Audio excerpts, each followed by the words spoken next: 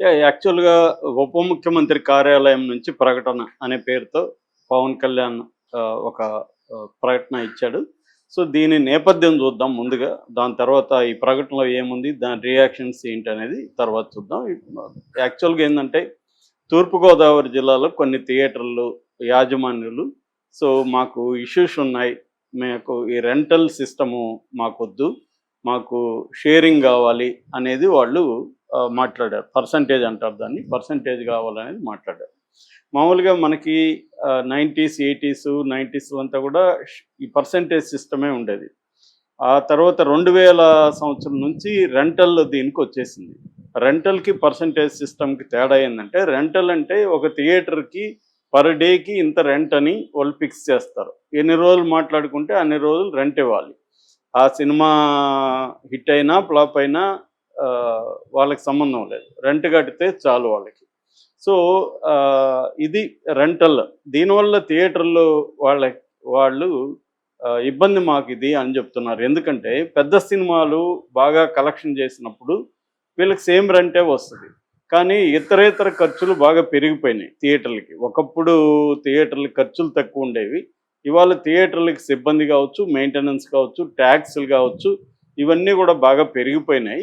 ఇప్పటికీ రెంట్‌లేమో పెద్దగా పెరగలేదు. సో, మేము రెంట్‌లు కాకుండా మీరు పర్సెంటేజ్ ఇస్తే బాగుంటది. అంటే పర్సెంటేజ్ అంటే ఈ ఈరోజు కలెక్షన్‌లలో ఎంత కలెక్ట్ అయితే అంత పర్సెంట్ 30%, 20%, 40% ఇలాగా. అది ఇవ్వండి అని అడుగుతున్నారు. నిజానికి కర్ణాటకలో గానీ, తమిళనాడులో గానీ, కేరళలో గానీ పర్సెంటేజ్ సిస్టమే ఉంది. రెంటల్ లేదు. అట్లాగే మల్టీప్లెక్స్‌ల్లో గూడా పర్సెంటేజ్ సిస్టమే ఉంది. సింగిల్ స్క్రీన్‌కి మాత్రం ఎందుకు ఇలా పెడుతున్నారు? దానివల్ల మేము నడపలేకపోతున్నాం అనేది ఈ సింగిల్ స్క్రీన్ థియేటర్ల యాజమానుల డిమాండ్ అనమాట. దానికోసం వాళ్ళేమనుకున్నారంటే, ఇప్పుడు జూన్‌లో వరుసగా సినిమాలొస్తున్నాయి. జూను 'హరిహర వీరమల్లు' జూన్ 12 ఉంది. 'థగ్ లైఫ్' జూన్ 5 ఉంది. 'కన్నప్ప' ఆహ్, 27 ఉంది. తర్వాత 'భైరవం' ఈ మేలో 30థ్ ఉంది. 'కుబేర' జూన్ 20 ఉంది. ఇవన్నీ ఉన్నాయి కాబట్టి జూన్‌లో. జూన్ ఫస్ట్ నుంచి గాని మనం ఈ డిమాండ్ పెడితే మనతో చర్చలకొస్తారు. ఎప్పటినుంచో వాళ్ళు అడుగుతున్నా కూడా పట్టించుకోవట్లేదు ఇండస్ట్రీ. ఇప్పుడు కొద్దిగా పెద్ద సినిమాలున్నాయి కాబట్టి మనం ఈ డిమాండ్ పెడదామని వాళ్ళు అనుకున్నట్టుగా చెప్తున్నారు. సో, దాంతో వాళ్ళు అనౌన్స్ చేశారు. దాంతో ఒక్కసారిగా ఇదైంది. ఇదంతా కూడా పవన్ కళ్యాణ్ సినిమా 'హరిహర వీరమల్లు' జూన్ 12 వస్తుంది కాబట్టి దాన్ని ఆపడం కోసం ఎలా చేస్తున్నారు అన్న టాక్ వచ్చింది. ఇమ్మీడియేట్‌గా ఆయన కందులో దుర్గేష్ ప్రకటనిచ్చాడు. ఇది ఆ నలుగురు దీని వెనక ఆ నలుగురు ఉన్నారు అని చెప్పాడు. దాని తర్వాత హోమ్ సెక్రటరీకి ఒక ఆదేశం కూడా జారీ చేశారు. దీని వెనక ఎవరున్నారు, ఏ కుట్ర ఉందో కనుక్కొని చెప్పమని హోమ్ సెక్రటరీకి ఆదేశించారు. ఈ లోపల ఏమైంది, ఇక్కడ ఛాంబర్ సమావేశమైంది. ఛాంబర్ సమావేశమయ్యి ఎగ్జిబిటర్స్‌తో మాట్లాడారు. మాట్లాడి ఇప్పుడు ఈ సినిమాలన్నీ పెద్దవున్నాయి గదా! మీరు ఇప్పుడు దీన్ని తీసుకురాకండి. మనం ఖచ్చితంగా మాట్లాడదాం. మీ సమస్యలు మేము సాల్వ్ చేస్తాం అనేది వీళ్ళు చెప్పారు. దాంతో వాళ్ళు సైలెంట్ అయిపోయారు. సో, ఈ నేపథ్యంలో నిన్న ఈ ప్రకటన సడెన్‌గా వచ్చింది.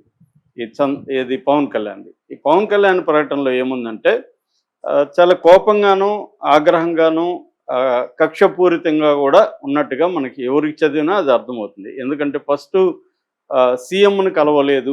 1 ఇయర్ అవుతా ఉన్నా కూడా ఇండస్ట్రీ పెద్దలొచ్చి చంద్రబాబుని కలవలేదు అనేది ఫస్ట్‌ది. రెండవది ఎందుకు కలవలేదని నేను కలవమని సూచించినా కూడా కలవలేదు అనేది నంబర్ 1 కోపం. నంబర్ 2 ఏందంటే గత ప్రభుత్వం మిమ్మల్ని చేత్కరించింది.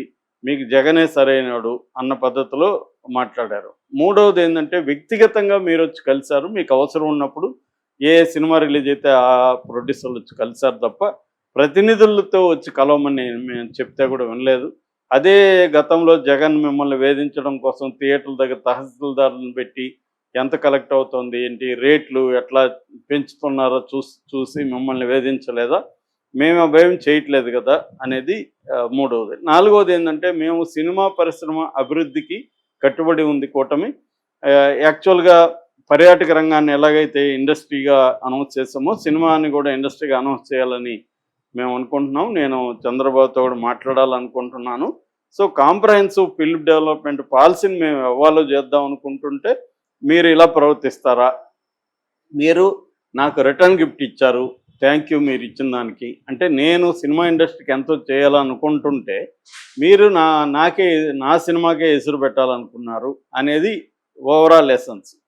సో దీనికి ప్రతీకారంగా కొన్ని చర్యలు చెప్పాడు. అదేంటంటే సో నేను ఇప్పుడు థియేటర్లో సౌకర్యాలు ఎలా ఉన్నాయి, తర్వాత మల్టీప్లెక్స్ లాగా కొంతమంది సింగిల్ థియేటర్ని 3-4 కలిపి మల్టీప్లెక్స్గా నడుపుతున్నారు.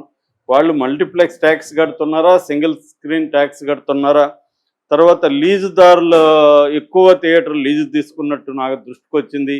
వాళ్ళు ట్యాక్స్లు ఏ స్థాయిలో కడుతున్నారు, తర్వాత శానిటేషన్ ఎలా ఉంది, స్నాక్స్ ధరలు ఎట్లా ఉన్నాయి, తర్వాత మంచినీళ్ళు ఉందా లేదా, వీటన్నిటిని పరిశీలించి రిపోర్ట్లు ఇవ్వమని ఆయా డిపార్ట్మెంట్లకు చెప్తున్నాను. అట్లాగే తూనికలు కొలతల శాఖకి చెప్తున్నాను. మొత్తం అక్కడ ఫుడ్ అవన్నీ కరెక్ట్గా తూనికలు ఉన్నాయా, కరెక్ట్గా చేస్తున్నారా, ఫుడ్ ఇన్స్పెక్టర్ని పంపిస్తాను. తర్వాత మల్టీప్లెక్స్లు కూడా ఎన్ని ఉన్నాయి, వాళ్ళు ట్యాక్సులు కడుతున్నారా, అంటే క్లియర్గా థియేటర్ల అంతు చూస్తాను అనడమే ఇది. ఎందుకంటే ఇప్పటి వరకు లేనిది ఇప్పుడు ఎందుకు సడన్గా థియేటర్ల మీద పడ్డాడు పవన్ కళ్యాణ్ అంటే, నువ్వు నా సినిమా ఆపాలనుకున్నావు కాబట్టి నేను నీ థియేటర్ని అంతు చూస్తాను, ఎందుకంటే పవర్లో నేను ఉన్నా కాబట్టి నా శక్తి చూపిస్తాను అన్నట్టుగానే ఇది కనిపిస్తుంది. సో దీని మీద ఇప్పుడు చర్చ నడుస్తుంది. దీని మీద వైసీపీ వాళ్ళు ఏంటంటే, గతంలో జగన్ ఇదే చేయడానికి ట్రై చేస్తే, అంటే టికెట్ రేట్లు పెంచడానికి జీవో చేస్తే నువ్వేం మాట్లాడావు, అసలు ప్రభుత్వానికి ఏం పని, సినిమా అనేది వాళ్ళ ఇష్టం, వాళ్ళు పెంచుకుంటారు తగ్గించుకుంటారు, సో గవర్నమెంట్కి ఏం పని అని ఇదే పవన్ కళ్యాణ్ మాట్లాడి, ఇప్పుడు పవన్ కళ్యాణ్ మళ్ళీ థియేటర్లని వేధించడానికి ఈ డిపార్ట్మెంట్లంతా, హోమ్ డిపార్ట్మెంటు, ఆ తర్వాత సివిల్ సప్లైస్ డిపార్ట్మెంటు, రెవెన్యూ, వాణిజ్య పన్నులు, ఈ శాఖలకంతా కూడా ఆదేశాలు జారీ చేస్తున్నారు, వాళ్ళతో కూడా మీటింగ్ అవ్వబోతున్నారంటే అర్థమేమి, క్లియర్గా థియేటర్లు వాళ్ళ సమస్యల కోసం వాళ్ళు మాకు ఇది రెంటల్ సరిపోవట్లేదు కాబట్టి పర్సంటేజ్ సిస్టమ్ పెట్టని అడిగారు. వాళ్ళు అడిగినప్పుడు వాళ్ళతో డిస్కస్ చేయాలి, సినిమా ఇండస్ట్రీ చేయాలి. నీకు నిజానికి సంబంధం లేదు, నిన్ను అడగలేదు, వాళ్ళు ప్రొడ్యూసర్లను అడిగారు, వాళ్ళు ప్రొడ్యూసర్లు కదా అది చేయాలి. సో దానికి నీకెందుకు కోపం వస్తుంది? నీ సినిమా ఒకటే కాదు ఉంది, కుబేరా ఉంది, అది తగ్గులైపు ఉంది, కన్నప్ప ఉంది, భైరవం ఉంది, ఇవన్నీ ఉన్నాయి కదా, నీది ఒకటే లేదు కదా. సో ఎందుకు నీ అంత ఇగో ఎందుకు నీకు? నీ డిప్యూటీ సీఎం కావచ్చు, నీ పవర్ చూపించాలనుకున్నావు, నీకు జగన్కి తేడా ఏముంది, నీకు ఇక్కడ రేవంత్ రెడ్డికి తేడా ఏముంది అన్న పద్ధతిలో విమర్శిస్తున్నారు పవన్ కళ్యాణ్.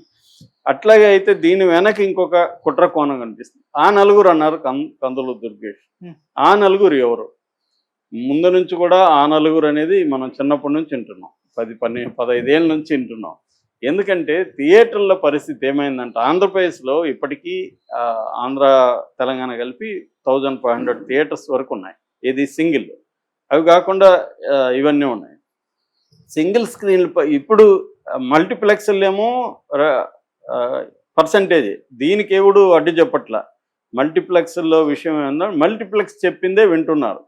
సింగిల్ స్క్రీన్లకు వచ్చేసరికి ఏం జరిగిందంటే, మోనోపలి అనేది వచ్చింది. అంటే ఒక నలుగురి చేతిలో మొత్తం థియేటర్లు ఉన్నాయి, ఒక్కొక్కరు 100-200 థియేటర్లు లీజుకు తీసుకొని నడుపుతున్నారు. ఎవరు ఆ నలుగురు అంటే, దిల్ రాజు, దగ్గుపాటి సురేష్, అల్లు అరవింద్, తర్వాత ఏషియన్ సునీల్.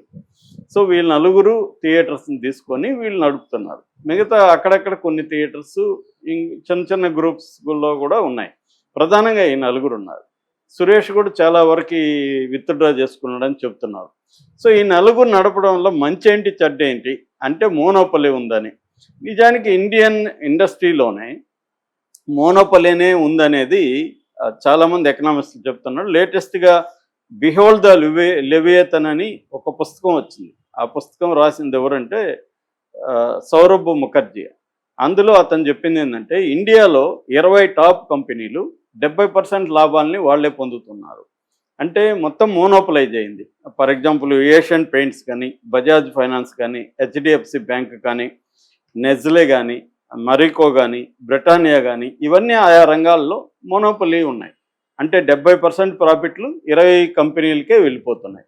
అదేవిధంగా 0 to 1 అనే ఒక వెరీ ఫేమస్ బుక్ ఉందన్నమాట, పీటర్ థెయిల్. ఆయన కూడా ఏం రాస్తా అంటే ప్రతి ఇండస్ట్రీలో కూడా ముందుగా ఎంటర్ అవుతారు, ఒక నీష్ రంగంలోకి ఎంటర్ అవుతారు, తర్వాత డామినేట్ చేస్తారు, తర్వాత స్కేలింగ్ పెంచుకుంటారు, అట్లాంటివి నిలబడతాయి. అంటే ఎకనామిక్ మోట్ అంటారు. ఇప్పుడు యాపిల్ ఉంది, యాపిల్కి ఒక సపరేట్ బ్రాండ్, ఒక డిజైన్, ఒక ఇది ఉంది, ఎకనామిక్ మోట్ అని పిలుస్తారు. మోట్ అంటే కందకం, కోట చుట్టూ ఉంటుంది కందకం.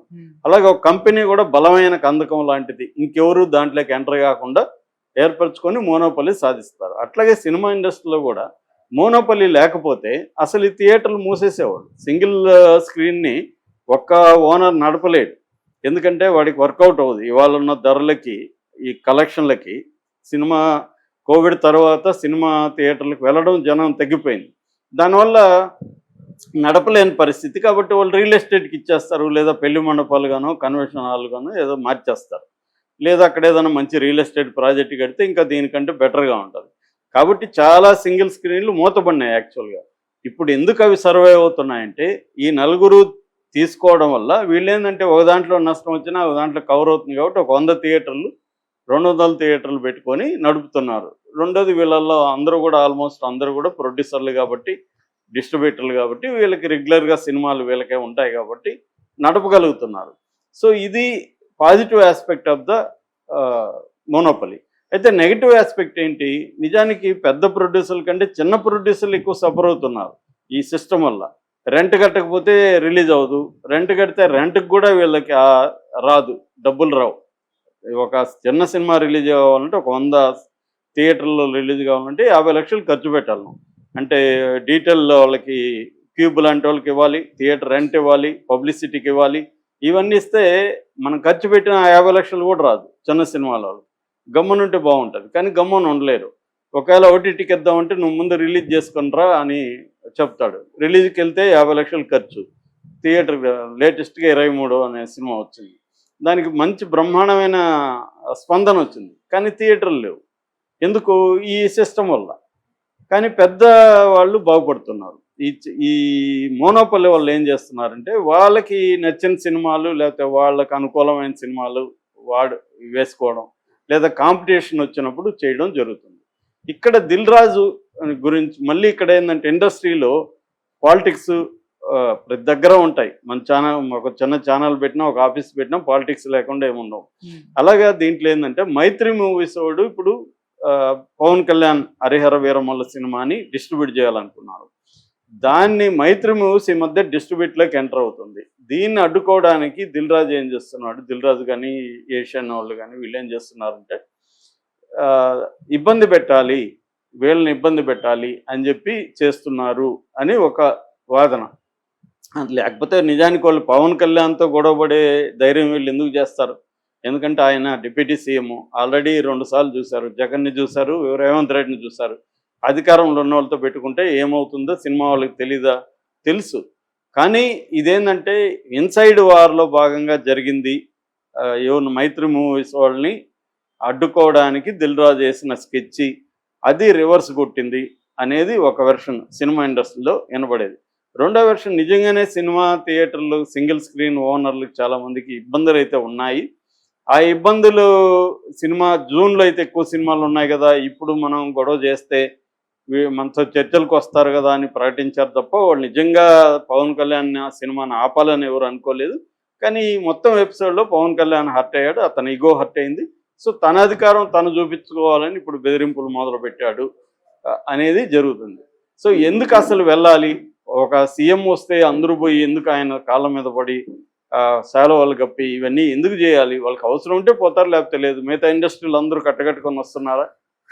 సినిమా వాళ్ళ మీద మాత్రం ఎందుకు ఇలా అంటున్నారు? ప్రతి ఒక్కరికి ఇదే ఈగో. రేవంత్ రెడ్డికి ఇదే ఈగో, జగన్కి ఇదే ఈగో, చంద్రబాబుకి ఈగో ఉందా లేదో మనకు తెలియదు, ఆయన ఎప్పుడు చెప్పలేదు. నిజానికి చంద్రబాబు సినిమా ఇండస్ట్రీతో చాలా బాగుంటాడు. ఆయన తరపున ఒకరితో తీసుకున్నాడు పవన్ కళ్యాణ్. పైగా ఎప్పుడూ లేని ఈ టైమింగ్ ఇప్పుడు ఎందుకు ఇవన్నీ గుర్తొచ్చాయి పవన్ కళ్యాణ్కి? ఈ టైమింగ్ ఏంటి అంటే క్లియర్గా పవన్ కళ్యాణ్ కూడా జగన్కి పవన్ కళ్యాణ్కి తేడా కనబడట్లేదు. జగన్ ఎలాగా, రేవంత్ రెడ్డి ఎలాగా, జయలలిత ఎలాగా సినిమా ఇండస్ట్రీని బెదిరించారో పవన్ కళ్యాణ్ కూడా అలాగే చేస్తున్నాడు. దానికంటే కూడా పాజిటివ్గా పవన్ కళ్యాణ్ నుండి వాళ్ళతో థియేటర్ వాళ్ళు ఎవరున్నారో సమస్యలు రండి నేను మాట్లాడుతా అంటే ఆయనకి చాలా మంచి పేరు వచ్చింది. ఇప్పుడు ఏమవుతుంది, జనసేన వాళ్ళందరూ పర్సనల్గా తీసుకొని మన దిల్ రాజు వాళ్ళ భార్య ఫోటోలు పెట్టి నీచంగా కామెంట్లు పెట్టడం, సురేష్ చిన్న కొడుకు ఫోటోలు పెట్టి కామెంట్లు పెట్టడం, ఇవి చేస్తున్నారంటే అని అర్థమవుతుంది కదా. మరి వాళ్ళ మీద ఎందుకు కేసులు పెట్టరు? ఇదే మాదిరిగా చేస్తే వైసీపీ వాళ్ళ మీద కేసులు పెడుతున్నారు కదా. సో కాబట్టి నేను అందుకనే అనేక సార్లు చెప్తుంటా, ఏ రాజకీయ పార్టీలకి మన దేశంలో తేడా ఏమీ లేదు. ప్రతి రాజకీయ పార్టీ అధికారంలోకి వస్తే ఒక రకం బిహేవ్ చేస్తుంది, అధికారంలోకి రాకపోతే ఒక రకం బిహేవ్ చేస్తుంది. అందరూ ఒకటే ఇది. సో పవన్ కళ్యాణ్కి, జగన్కి, జయలలితకి, రేవంత్ రెడ్డికి ఈ విషయంలో తేడా లేదు. అందరూ కూడా సినిమా ఇండస్ట్రీ మీద పడేవాళ్ళే. నిజానికి సినిమా ఇండస్ట్రీ సమస్యలు ఉన్నప్పుడు పిలిచి మాట్లాడచ్చు. అది చేయకుండా ఇలా బెదిరించడం అనేది